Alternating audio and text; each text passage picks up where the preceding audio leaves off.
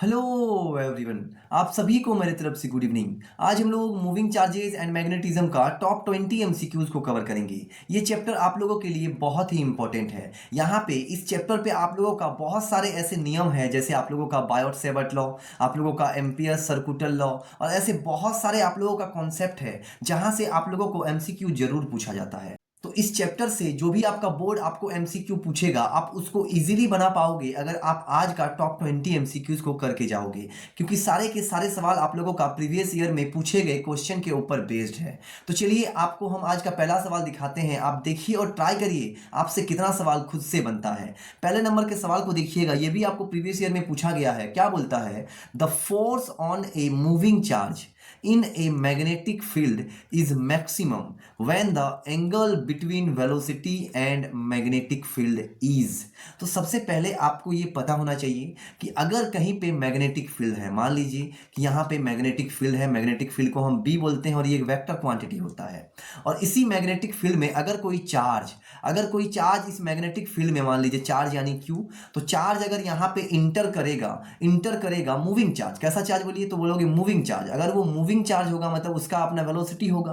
तो मान लीजिए कि कोई चार्ज वेलोसिटी भी, कोई चार्ज है क्यू जिसका वेलोसिटी भी है, अगर वो किसी मैग्नेटिक फील्ड में इंटर करता है तो उस पे जो मैग्नेटिक फोर्स लगता है, वो सबसे मैक्सिमम कब होता है, ये आपसे पूछा है। किस एंगल पे सबसे ज्यादा होता है? तो ये सवाल इजी है आप लोगों का। आपको पता होना चाहिए कि जब कोई मूविंग चार्ज किसी मैग्नेटिक फील्ड में इंटर करता है वेलोसिटी v के साथ, तो उस पे जो मैग्नेटिक फोर्स लगता है, मैग्नेटिक फोर्स F, जो फोर्स उस पे लगता है उसका फॉर्मूला होता है चार्ज। जो चार्ज इंटर करेगा उसका चार्ज इनटू वेलोसिटी, कि कितना स्पीड से आया उसको रखना पड़ेगा, साथ में मैग्नेटिक फील्ड और साथ में साइन थीटा। ये वाला फॉर्मूला होता है उस फोर्स का जब एक चार्ज किसी मैग्नेटिक फील्ड में वेलोसिटी v के साथ इंटर करता है। आप अगर इस फॉर्मूला को ध्यान से देखिएगा तो यहाँ पे देखिए साइन थीटा। तो बताइए कि अगर फोर्स आप लोगों को मैक्सिमम चाहिए, जो सबको सवाल में पूछा है कि मैक्सिमम फोर्स कब होगा, तो मैक्सिमम फोर्स के लिए एंगल यहाँ पे साइन थीटा है। तो आपको पता होना चाहिए कि थीटा कितना होगा कि साइन थीटा का वैल्यू मैक्सिमम होगा। तो आप बोलोगे सर 90 डिग्री, क्योंकि साइन 90 डिग्री का वैल्यू सबसे मैक्सिमम होता है। और आपको पता होना चाहिए कि साइन जो 90 डिग्री होता है, साइन 90 डिग्री, उसका वैल्यू होता है 1, और यही सबसे मैक्सिमम होता है। तो सबसे मैक्सिमम फोर्स उस पे कौन से एंगल पे लगेगा? तो आप बोलोगे 90 डिग्री पे लगेगा। बाकी यहाँ पे अगर आपको यहाँ पे कुछ सवाल यहाँ पे घुमा करके ये पूछता कि मिनिमम फोर्स कब लगेगा, तो आप बोलोगे 0 डिग्री पे, क्योंकि साइन 0 का वैल्यू क्या होता है? 0 होता है। मतलब अगर आप लोगों का एंगल 0 डिग्री हो जाए तो वहां पे मैग्नेटिक फोर्स नहीं लगेगा, 0 होगा, क्योंकि फोर्स का फॉर्मूला होता है क्यू बी भी साइन थीटा। क्यू बी भी साइन थीटा। अगर 0 डिग्री एंगल होगा तो आप लोगों का फोर्स भी क्या आएगा? 0 आएगा। ये स्केलर फॉर्म है। बाकी आप वेक्टर फॉर्म भी याद रखिएगा कि जो फोर्स उस पे लगता है उसका जो वेक्टर फॉर्म होगा वो होगा क्यू भी क्रॉस बी।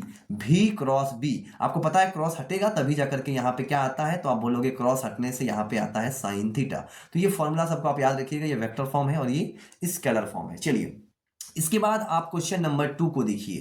क्वेश्चन नंबर 2 आपसे क्या बोला है? आप लोगों को मैं बता दूं कि आप लोगों को हम एक बहुत ही बढ़िया आप लोगों के लिए एक वीडियो हम ला रहे हैं, जिसमें हम एक शॉट में हम लोग क्या करेंगे, तो 10 ईयर का प्रीवियस 10 ईयर में जो कुछ भी आप लोगों को एमसीक्यू पूछा है, वो सभी के सभी हम लोग एक ही वीडियो में कवर करेंगे, जो आप लोगों के एग्जाम के दृष्टिकोण से बहुत इंपॉर्टेंट वीडियो होगा। तो वो वीडियो आप लोगों को जरूर देख करके अपने एग्जाम में जाना है, अगर आप अच्छे से अपने एमसीक्यू को करना चाहते हैं और वहां से अपने मार्क्स को सिक्योर करना चाहते हैं। तो उस वीडियो का इंतजार करिए। बाकी अभी आप क्वेश्चन नंबर 2 को देखिए। क्या बोलता है?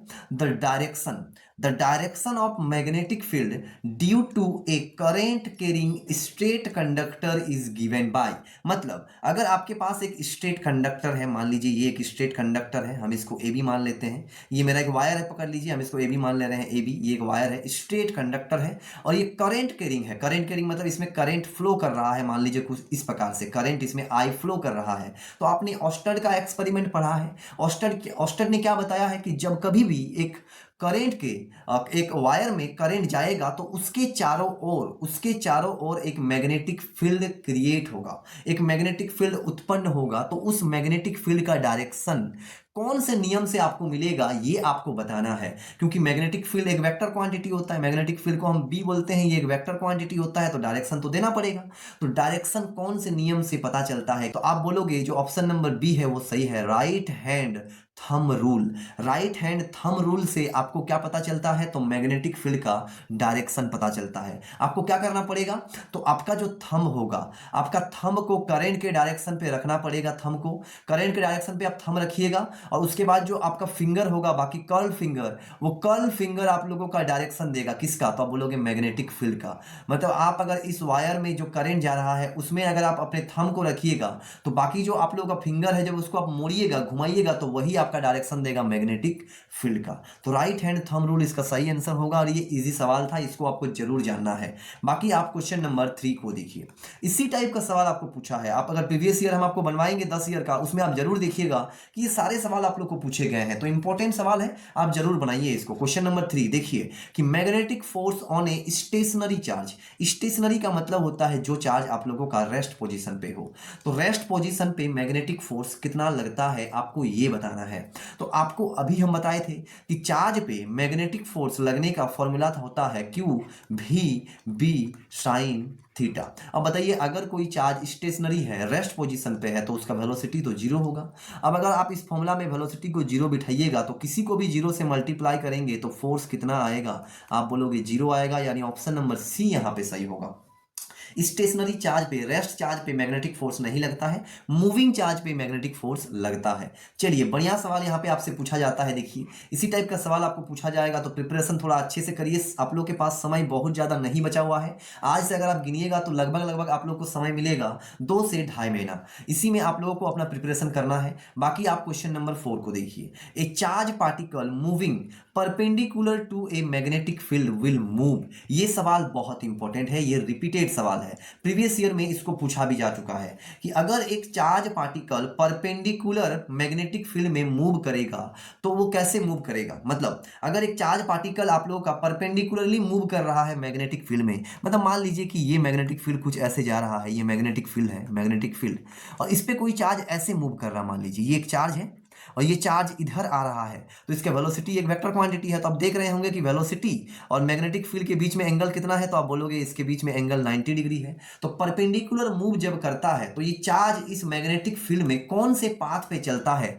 तो आपने साइक्लोट्रॉन वाला टॉपिक में आपको हम पढ़ा चुके हैं कि जब कोई चार्ज किसी मैग्नेटिक फील्ड में परपेंडिकुलर मूव करेगा तो वो आप लोगों का सर्कुलर पाथ में मूव करेगा, सर्कुलर पाथ में मूव करेगा, यानी ऑप्शन नंबर बी यहां पे सही होगा। इन ए सर्कल जब कभी भी कोई चार्ज मैग्नेटिक फील्ड में 90 डिग्री के साथ इंटर करता है तो वो एक सर्कल बनाते हुए, एक वृत्तीय पाथ बनाते हुए अपना गति करता है। इंपॉर्टेंट सवाल है, जरूर पूछता है, रिपीटेड सवाल है, याद जरूर रखिएगा। इसके बाद आप क्वेश्चन नंबर 5 को देखिए, ये सवाल तो जेग बोर्ड के लिए बहुत फेमस है, बहुत बार पूछा है, इजी सवाल है, फिर भी पूछता है the SI unit of magnetic field B. ये जो मैग्नेटिक फील्ड होता है, इस मैग्नेटिक फील्ड का एसआई यूनिट क्या होता है। वैसे मैग्नेटिक फील्ड को हम डिफाइन कैसे करते हैं, तो मैग्नेटिक फील्ड का मतलब होता है magnetic force per unit pole strength, magnetic force per unit pole strength. यहाँ पे एम आपका मास नहीं है, ये आपका पोल स्ट्रेंथ है। क्या किसी को यहाँ पे पोल स्ट्रेंथ का फॉर्मूला पता है? अगर किसी को पोल स्ट्रेंथ, जैसे आपके का मान लीजिए कि एक मैग्नेट है, नॉर्थ पोल और एक साउथ पोल, तो पोल का अपना स्ट्रेंथ होता है जिसको हम स्मॉल एम बोलते हैं। तो इस पोल स्ट्रेंथ का फॉर्मूला अगर किसी को पता है तो कमेंट में जरूर बताइएगा, अगर आप लोग को पता होगा तो। चलिए, तो मैग्नेटिक फील्ड का यूनिट क्या होता है, तो आप बोलोगे यहां से देख करके कि मैग्नेटिक फील्ड का जो यूनिट होता है वो सर टेस्ला होता है। टेस्ला याद रखिएगा, बहुत ही इंपॉर्टेंट यूनिट है। बाकी कुछ यहाँ पे अनदर यूनिट को भी हम आपको बता दे रहे हैं। यहाँ पे देखिएगा कि ये जो वेबर है, वेबर जिसको हम डब्ल्यू भी लिखते हैं शॉर्ट में, इस वेबर, ये वेबर किसका यूनिट है, तो आप बोलोगे मैग्नेटिक फ्लक्स का। वेबर आप लोगों का एसआई यूनिट किसका है, आप बोलोगे मैग्नेटिक फ्लक्स का एसआई यूनिट वेबर होता है। मैग्नेटिक फ्लक्स आप लोग को पढ़ा चुके हैं, मैग्नेटिक फ्लक्स को हम फाई बी से डिनोट करते हैं। इसका फॉर्मूला होता है इंटीग्रेशन ऑफ बी वेक्टर यानी magnetic field dot area vector. B vector dot area vector, याद रखिएगा। उसके बाद एम्पियर तो आप जानते ही हैं, एम्पियर किसका होता है तो आप बोलोगे करंट का, और हेनरी किसका होता है तो आप बोलोगे इंडक्टेंस। इंडक्टेंस का ऐसा यूनिट क्या होता है तो आप बोलोगे हेनरी होता है। इंपॉर्टेंट आप लोग का यूनिट है, पूछता है, इसीलिए थोड़ा सा बता दीजिए। चलिए नेक्स्ट नंबर सवाल, क्वेश्चन नंबर 6 को देखिए। इंपॉर्टेंट सवाल क्या है, the force on A charge Q moving with velocity v in A magnetic field B। तो कोई चार्ज Q अगर वेलोसिटी v के साथ मैग्नेटिक फील्ड B में मूव करता है तो उसमें मैग्नेटिक फोर्स निकालने का फॉर्मूला आपको बता दिए हैं। F बराबर क्या होगा, Q V B sine theta. और अगर वेक्टर फॉर्म लिखिएगा तो ये वेक्टर होगा, चार्ज तो वेक्टर नहीं है, स्केलर, साइन थीटा हटेगा तो आ जाएगा V क्रॉस B। ये वेक्टर फॉर्म है और ये वाला स्केलर फॉर्म है, तो ऑप्शन नंबर बी यहाँ पे सही होगा। Charge into velocity into magnetic field into sine theta. चलिए इसके बाद आप क्वेश्चन नंबर 7 को देखिए। क्वेश्चन नंबर 7, बाकी कोई भी स्टूडेंट्स को अगर इस चैप्टर में मूविंग चार्जेस एंड मैग्नेटिज्म के किसी भी इस चैप्टर में किसी भी टॉपिक्स में अगर किसी को डाउट है, आप अगर उस टॉपिक को नहीं समझ पा रहे हैं, कोई डेरिवेशन आप नहीं बना पा रहे हैं, तो आप मेरे को बताइएगा, हम आपको उस डेरिवेशन को बनाने के लिए आप लोगों को वीडियो जरूर बना देंगे। चलिए 7वां नंबर सवाल बोलता है, the magnetic field at the centre of a circular coil of radius r and current I is. मतलब मान लीजिए कि आपके पास कोई एक सर्कुलर कॉयल है इस प्रकार से, ये सर्कुलर कॉयल, इसमें मान लीजिए करंट जा रहा है। करंट आप लोग का क्लॉक वाइज भी चल सकता है, एंटी क्लॉक भी चल सकता है, तो अभी हम एंटी क्लॉक मान के चल रहे हैं कि इसमें करंट इस प्रकार से चल रहा है। ये इसका सेंटर, इस कॉयल का रेडियस कितना बोला है तो आप लोग का बोल दिया कैपिटल R, इसमें करंट जा रहा है I, तो इसके सेंटर पे, क्योंकि current carrying wire magnetic field बनाता है, तो इसके सेंटर पे जो मैग्नेटिक फील्ड बनता है इसका फॉर्मूला क्या होगा आपसे ये पूछा है। कभी कभी इसी फॉर्मूला से आप लोगों को न्यूमेरिकल्स भी पूछता है, तो इसका फॉर्मूला बहुत इंपॉर्टेंट है कि अगर एक सर्कुलर वायर जिसमें करंट I और रेडियस R है, उसमें जो मैग्नेटिक फील्ड बनता है उसके सेंटर पे, उसका फॉर्मूला होता है म्यू नॉट। उसका फॉर्मूला होता है आप लोगों का mu naught by 2 I by R, mu naught by 2 I by R। कौन सा ऑप्शन आप लोग को दिख रहा होगा तो ऑप्शन नंबर ए दिख रहा होगा आपको, mu naught I by 2R, mu naught I by 2R, जरूर याद रखिएगा। बाकी कोई बता पाओगे म्यू नॉट को हम क्या बोलते हैं तो आप बोलोगे परमिएबिलिटी ऑफ फ्री स्पेस, और इसका वैल्यू होता है 4 pi into 10 to the power minus 7, 4 pi into 10 to the power minus 7। Value याद रखिएगा क्योंकि आपको न्यूमेरिकल्स में हेल्प करेगा। चलिए इसके बाद आप क्वेश्चन नंबर 8 को देखिए। क्वेश्चन नंबर 8 क्या बोल रहा है, the magnetic field inside a long straight solenoid. आपको पता होना चाहिए सोलेनॉइड आप इस प्रकार के कॉयल को बोलते हैं, जब कॉयल को इस प्रकार से मोड़ दिया जाए स्ट्रेट, तो हम इसी को हम क्या बोलते हैं, सोलेनॉइड बोलते हैं। अब इस सोलेनॉइड में जब हम लोग इसको जोड़ देते हैं किसी एक सोर्स ऑफ इलेक्ट्रिसिटी जैसे बैटरी के साथ जोड़ देते हैं, तो यहाँ पे करंट फ्लो करता है, और करंट फ्लो करने की वजह से अब ये सोलेनॉइड बिहेव करता है एक मैग्नेट के जैसा, मतलब इसके चारों ओर मैग्नेटिक फील्ड बनने लगता है, और सोलेनॉइड बिहेव करता है बार मैग्नेट के जैसा।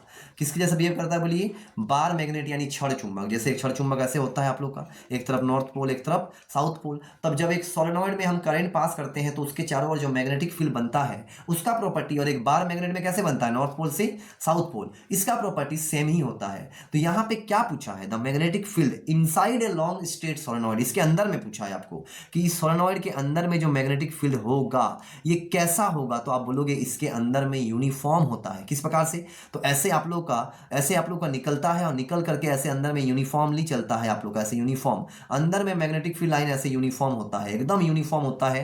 आप याद रखोगे ऑप्शन नंबर ए, यूनिफॉर्म का मतलब मैग्नेटिक फील्ड लाइंस उसके अंदर में पैरेलल चलेगा, पैरेलल, और हर एक पॉइंट पे मैग्नेटिक फील्ड का वैल्यू क्या होगा, सेम होगा।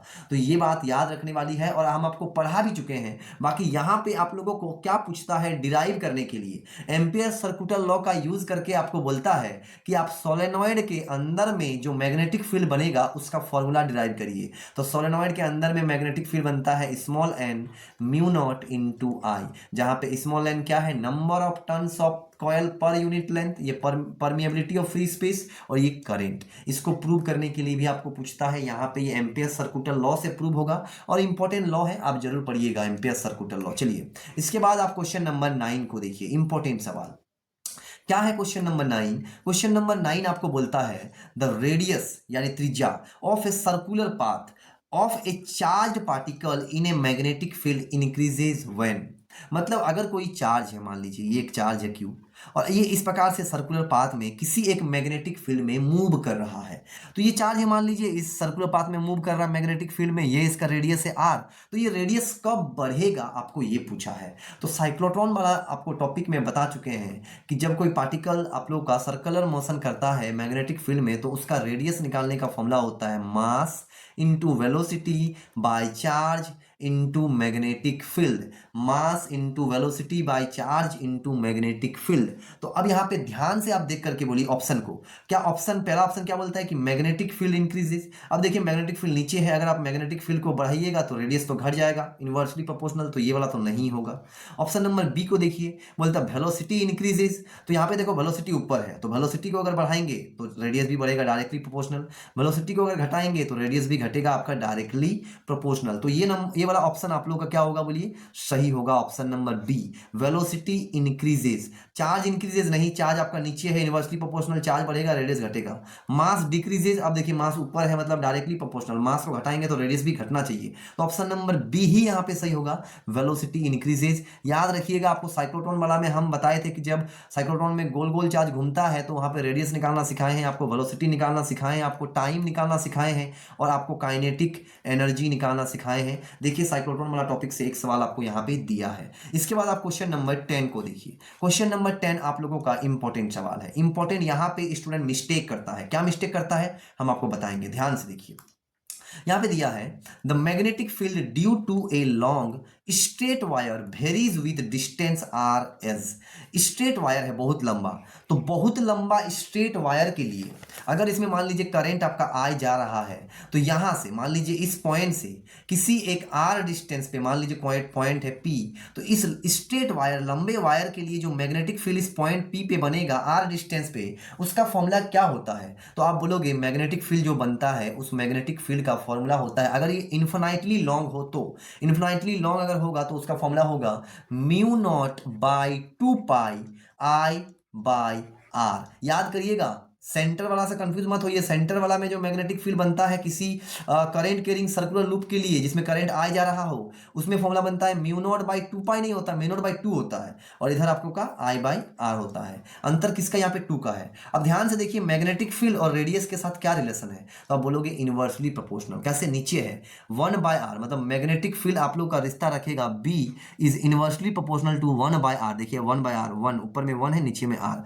तो ऑप्शन नंबर बी होगा। बहुत सारा स्टूडेंट इस क्वेश्चन को पढ़ने के बाद ऑप्शन नंबर सी को टिक मारता है, ये वाला option number C, B is inversely proportional to R square. लेकिन ये वाला कौन, ये वाला बायोट-सेवर्ट लॉ के अनुसार, बायोट-सेवर्ट लॉ के अनुसार अगर पूछता कि बायोट-सेवर्ट लॉ में जो मैग्नेटिक फील्ड होता है ये आप लोग का बराबर होता है mu naught by 4 pi I D L sine theta by R square. तो बायोट-सेवर्ट लॉ में जो मैग्नेटिक फील्ड बताया गया है वो inversely proportional 1 by R square होगा। स्ट्रेट वायर में आप लोगों का 1 बाय आर होगा। थोड़ा सा मिस्टेक कर देते हैं स्टूडेंट, इसलिए जरूर याद रखिएगा यहां पे तो ऑप्शन नंबर बी आप लोगों का सही होगा। बाकी आप क्वेश्चन नंबर 11 को देखिए। लॉरेंज फोर्स पता होना चाहिए आपको, लॉरेंज फोर्स क्या है, तो sum of the electric force plus magnetic force. Electric force plus magnetic force को हम लॉरेंज फोर्स बोलते हैं। अगर कोई चार्ज Q वेलोसिटी v से मूव करेगा एक electric field and magnetic field के अंदर में, मान लीजिए एक रूम है और उस रूम में आप लोगों का इलेक्ट्रिक फील्ड भी है और मैग्नेटिक फील्ड भी है। अब इसमें अगर कोई चार्ज Q वेलोसिटी v से मूव करेगा तो इसमें इलेक्ट्रिक फोर्स भी लगेगा इलेक्ट्रिक फील्ड के वजह से और मैग्नेटिक फोर्स भी लगेगा मैग्नेटिक फील्ड के वजह से। तो दोनों फोर्स का जो सम होगा उसी को आप लॉरेंज फोर्स बोलते हैं। तो Lorentz force is defined as the sum of the electric force and magnetic force. तो वो आप लोगों का किस पे लगता है, तो Lorentz force act on only moving charge. Rest पे तो लगेगा ही नहीं, रेस्ट वाला पे तो आप लोगों का मैग्नेटिक फोर्स लगता ही नहीं है। मूविंग चार्ज पे आप लोगों का इलेक्ट्रिक फोर्स भी लगेगा, आप लोगों का मैग्नेटिक फोर्स भी लगेगा और इन दोनों का जो सम होगा आप उसी को लॉरेंज फोर्स बोलिएगा। बाकी लॉरेंज फोर्स का फॉर्मूला आप लोगों का बोर्ड आप लोगों को 1 नंबर में लिखने के लिए पूछता है, वेरी शॉर्ट आंसर वाला में। तो किसको किसको याद है बोलिए, तो जो लॉरेंज फोर्स होगा वो बराबर होगा आप लोगों का electric force plus magnetic force. Electric force का फॉर्मूला बोलिए क्या होता है, तो आप बोलोगे चार्ज इंटू इलेक्ट्रिक फील्ड, ये होता है इलेक्ट्रिक फोर्स। और मैग्नेटिक फोर्स का तो बता ही दिए, charge into V into B into sine theta, charge into V into B into sine theta. यहाँ से अगर आप ध्यान से देखोगे तो आप चार्ज को कॉमन ले सकते हैं, यहाँ बचेगा इलेक्ट्रिक फील्ड, वेक्टर फॉर्म ले लीजिए इलेक्ट्रिक फील्ड, प्लस यहाँ पे साइन थीटा को अगर हटाइएगा तो वेक्टर फॉर्म क्या आएगा, बोले चार्ज को तो कॉमन ले लिए तो बचेगा भी क्रॉस बी। ये होता है आप लोग का लॉरेंज फोर्स का फॉर्मूला। पूछा गया है, क्या पूछता है कि लॉरेंज फोर्स में वेलोसिटी एंड मैग्नेटिक फील्ड किस प्रकार से रिलेटेड होता है, तो आप बोलोगे भी क्रॉस बी। भी क्रॉस बी, आप देख रहे हैं भी क्रॉस बी, ना कि बी क्रॉस भी, ये नहीं मारिएगा आप, ये वाला, ये सही है। चलिए इसके बाद आप क्वेश्चन नंबर 12 को देखिए। क्वेश्चन नंबर 12 भी आप लोगों का इंपॉर्टेंट सवाल है। क्या बोल रहा है, in a uniform magnetic field, in a uniform magnetic field, a charged particle moves in a helical path when its velocity has helical path का मतलब हम बता देते हैं। देखिए बोलता है कि कोई एक यूनिफॉर्म मैग्नेटिक फील्ड है, मान लीजिए इस प्रकार से पैरेलल जाएगा लाइन, तो हम बोलेंगे यूनिफॉर्म मैग्नेटिक फील्ड है बी वेक्टर। तो इस यूनिफॉर्म मैग्नेटिक फील्ड में एक चार्ज पार्टिकल मूव कर रहा है हेलिकल पाथ में, व्हेन इट्स वेलोसिटी हैज, जब उसके वेलोसिटी का क्या होगा, सिर्फ पैरेलल कंपोनेंट होगा। पैरेलल कंपोनेंट का मतलब आपको पता है कि वेलोसिटी एक वेक्टर है तो इसका दो कंपोनेंट होगा, एक v cos थीटा और एक होगा आप लोगों का v साइन थीटा। भी cos थीटा पैरेलल कंपोनेंट यानी एक्स एक्सिस वाला एक्स कंपोनेंट, और भी साइन थीटा आप लोगों का क्या है, तो आप बोलोगे भी साइन थीटा आप लोगों का परपेंडिकुलर कंपोनेंट है। तो आपको ये दोनों चाहिए होगा हेलिकल मोशन कराने के लिए। हेलिकल पाथ का मतलब है कि वो कोई चार्ज पार्टिकल इस प्रकार से गोल गोल भी घूमे और ऐसे आगे भी बढ़े, ऐसे आगे भी बढ़े, इस प्रकार का मोशन कि ऐसे गोल गोल घूमते हुए आगे बढ़ेगा। तो बताइए गोल गोल घुमाने के लिए, सर्कल में घुमाने के लिए परपेंडिकुलर कंपोनेंट चाहिए। कुछ देर पहले ही पढ़ा है आपको कि परपेंडिकुलर आएगा मैग्नेटिक फील्ड में तो गोल गोल घुमाएगा, और आगे बढ़ाने के लिए, गोल घुमाने के बाद आगे बढ़ाने के लिए उसको चाहिए पैरेलल कंपोनेंट। तो दोनों कंपोनेंट चाहिए। ये जो मोशन है ये हेलिकल मोशन है, और हेलिकल मोशन करने के लिए आप लोगों को दोनों चाहिए। Option number B, both parallel and perpendicular component, भी cos थीटा भी sin थीटा दोनों चाहिए। चलिए इसके बाद आप क्वेश्चन नंबर 13 को देखिए। इंपॉर्टेंट सवाल है। क्या बोल रहा है, बोलता है ए proton and an electron enter a magnetic field with same speed. The radius of their circular path will be मतलब प्रोटॉन और इंटर दोनों एक मैग्नेटिक फील्ड में सेम स्पीड के साथ इंटर करेगा। तो हमको पता है कि वो सर्कुलर मोशन करेगा, तो जो सर्कुलर मोशन करेगा किसका रेडियस ज्यादा होगा, प्रोटॉन वाले का या इलेक्ट्रॉन वाले का, या दोनों का सेम होगा। तो पहले ऑप्शन बताया है कि दोनों सेम है क्या, या फिर प्रोटॉन का ज्यादा है इलेक्ट्रॉन का कम होगा, या फिर इलेक्ट्रॉन वाले का रेडियस ज्यादा होगा प्रोटॉन वाले कम होगा, या जीरो। तो यहाँ पे चलिए समझते हैं। रेडियस वाले का फॉर्मूला को एक बार लिख लेते हैं। कुछ देर पहले ही बताया कि जो घूमेगा उसका जो रेडियस होगा उसका फॉर्मूला होगा mass, velocity, charge and magnetic field. तो अब बताइए प्रोटॉन और इलेक्ट्रॉन दोनों में चार्ज सेम होता है, इसमें positive 1.6 into 10 to the power minus 19 coulomb, और इसमें होता है negative 1.6 into 10 to the power minus 19 coulomb. दोनों में आप लोग का चार्ज सेम है, दोनों को सेम मैग्नेटिक फील्ड में दिया जाएगा तो दोनों के लिए मैग्नेटिक फील्ड का भी वैल्यू सेम होगा। तो रेडियस में देखिए नीचे आपका चार्ज है और मैग्नेटिक फील्ड, और प्रोटॉन और इलेक्ट्रॉन के लिए दोनों नहीं चेंज होगा क्योंकि चार्ज भी सेम है और मैग्नेटिक फील्ड तो दोनों के लिए सेम ही रहेगा। बाकी बच रहा है स्पीड, तो क्वेश्चन में बोल दिया गया कि स्पीड भी सेम है। तो इस फॉर्मूला में, रेडियस निकालने के फॉर्मूला में जो ये क्वेश्चन पूछा है, प्रोटॉन और इलेक्ट्रॉन के लिए चार्ज सेम होगा, मतलब चार्ज नहीं बदलेगा, मैग्नेटिक फील्ड नहीं बदलेगा, वेलोसिटी भी नहीं बदलेगा। तो क्या बदल सकता है, तो आप बोलोगे मास। और आपको पता होना चाहिए कि प्रोटॉन का मास ज्यादा होता है, इलेक्ट्रॉन का मास कम होता है। तो आप बताइए कि अगर प्रोटॉन का मास ज्यादा होगा तो प्रोटॉन का रेडियस भी ज्यादा होगा, और प्रोटॉन का, इलेक्ट्रॉन का मास अगर कम है तो उसका रेडियस भी कम होगा। तो क्या यहाँ पे सही होगा, तो आप बोलोगे दोनों का रेडियस अलग अलग होगा, डिफरेंट होगा। रीजन क्या है कि दोनों का मास अलग अलग है, दोनों का मास डिफरेंट है, इसलिए आप लोगों का दोनों का क्या होगा, तो दोनों का रेडियस भी अलग अलग होगा, और प्रोटॉन वाले का रेडियस ज्यादा होगा और इलेक्ट्रॉन वाले का रेडियस कम होगा। तो ऑप्शन नंबर बी यहां पे सही होगा। बोलिए कितना कॉन्सेप्चुअल सवाल था ये क्वेश्चन नंबर 30, इंपॉर्टेंट सवाल है ना, इंपॉर्टेंट सवाल है। चलिए इसके बाद आप क्वेश्चन नंबर 14 को देखिए। क्वेश्चन नंबर 14 भी आप लोगों का इंपॉर्टेंट है। क्या है, ये सब सवाल आप लोगों को पीवाईक्यू में मिलेगा, हम आपको बताएंगे, जरूर बताएंगे।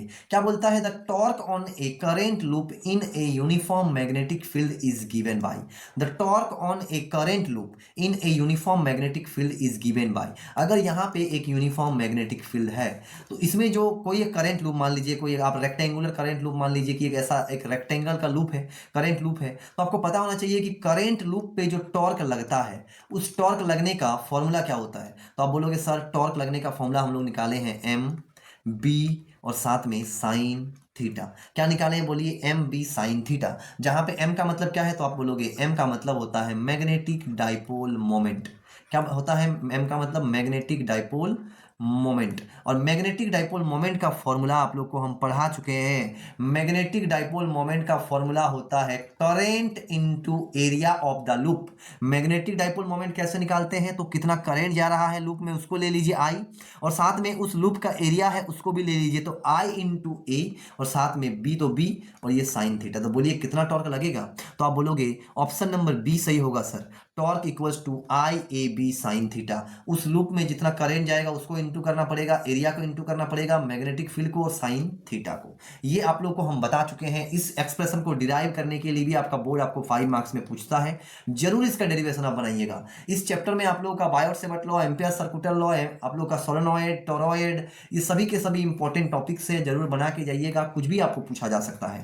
क्वेश्चन नंबर 15 बोलता है the direction of current induced in A coil given by. चलिए ये तो आप लोग का इस चैप्टर का सवाल है नहीं, ये आप लोगों का इलेक्ट्रोमैग्नेटिक इंडक्शन का सवाल है। तो इलेक्ट्रोमैग्नेटिक इंडक्शन का सवाल है, अगर किसी स्टूडेंट को इसका आंसर पता होगा तो वो मेरे कमेंट में बता दीजिए। बाकी इसका एक्सप्लेनेशन, क्योंकि मूविंग चार्जेस एंड मैग्नेटिज्म का ये सवाल नहीं है, ये आप लोग का नेक्स्ट चैप्टर इलेक्ट्रोमैग्नेटिक इंडक्शन का सवाल है। किसी को भी अगर इसका आंसर पता है तो मेरे को कमेंट में बताइए कि इसका आंसर क्या होगा। The direction of current induced in A coil is given by, मतलब किसी कॉइल में जो इंड्यूस्ड करंट आता है उसका डायरेक्शन कौन बताता है, इस 4 ऑप्शन में से आपको बताना है। पता होगा तो आप कमेंट में इसको करिए आंसर। बाकी 16 नंबर के क्वेश्चन को देखिए। The magnetic dipole moment of A current loop.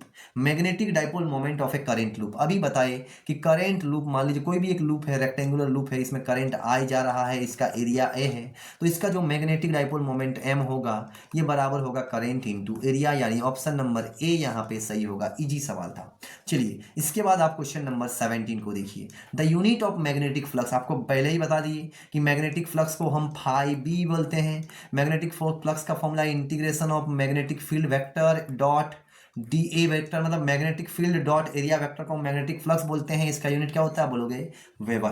Tesla किसका होता है, तो मैग्नेटिक फील्ड का यूनिट टेस्ला। वेबर किसका, मैग्नेटिक फ्लक्स का। जूल किसका, वर्क या एनर्जी का। और हेनरी किसका बोलोगे, इंडक्टेंस। इंडक्टेंस को हम डिनोट करते हैं एल से। चलिए इसके बाद आप क्वेश्चन नंबर 18 को देखिए। क्वेश्चन नंबर 18 क्या बोलता है, the magnetic field at the axis of a circular loop carrying current I is. ये बहुत इंपॉर्टेंट सवाल है। ये सवाल आप लोग को ऑब्जेक्टिव में इंपॉर्टेंट हो चाहे ना हो, लेकिन सब्जेक्टिव में, कि आप लोगों का अगर एक इस प्रकार का करंट कैरिंग लूप है जिसमें करंट आई जा रहा है, ये इसका सेंटर, तो सेंटर से मिलाते हुए एक्स एक्सिस में जो लाइन जाता है हम इसको बोलते हैं इसका एक्सिस। तो इस एक्सिस के कोई एक पॉइंट मान लीजिए यहाँ पे है पी, कितना डिस्टेंस पे मान लेते हैं, एक्स डिस्टेंस पे। तो यहाँ पे कितना मैग्नेटिक फील्ड बनाएगा, किसी एक्सिस पे कितना मैग्नेटिक फील्ड बनाता है एक करंट कैरिंग सर्कुलर कॉयल, ये आपको यहां पे पूछा है। इसको डिराइव करने के लिए सब्जेक्टिव में इसका फॉर्मूला को 5 मार्क्स में आपको पूछता है। आप लोगों को 2 से 3 बार पूछा है, और इसका जो सही आंसर होगा वो ऑप्शन नंबर ए होगा। Mu naught by 2 I R square by R square plus X square का पावर 3/2। ये होता है आप लोगों का मैग्नेटिक फील्ड इसके एक्सिस पे। इसको प्रूव करने के लिए बहुत बार पूछा है, और इसका प्रूव आप लोग कर पाओगे किसके मदद से, तो आप बोलोगे बायोट-सेवर्ट लॉ की मदद से। तो बायोट-सेवर्ट लॉ का ये एक एप्लीकेशन है जहां पे देखिए एमसीक्यू आपको इस प्रकार से भी पूछा जा सकता है। चलिए नेक्स्ट नंबर सवाल क्वेश्चन नंबर 19 को देखिए। क्वेश्चन नंबर 19 बोलता है the magnitude of force between two parallel current carrying wires depends on the magnitude of force between two parallel current carrying wires depend on, मतलब मान लीजिए दो पैरेलल करंट कैरिंग वायर है, इसमें आपका करंट जा रहा है मान लीजिए I1, इसमें करंट जा रहा है मान लीजिए I2, इन लोगों के बीच का डिस्टेंस को हम मान लेते हैं D। तो इसमें जो फोर्स लगेगा मैग्नेटिक फोर्स, क्योंकि करंट जाएगा तो मैग्नेटिक फील्ड आएगा, फोर्स लगाएगा, तो जो फोर्स लगता है उसका फॉर्मूला आप लोगों का क्या होता है, तो आप बोलोगे उसका फॉर्मूला होता है म्यू नॉट बाई 2 पाई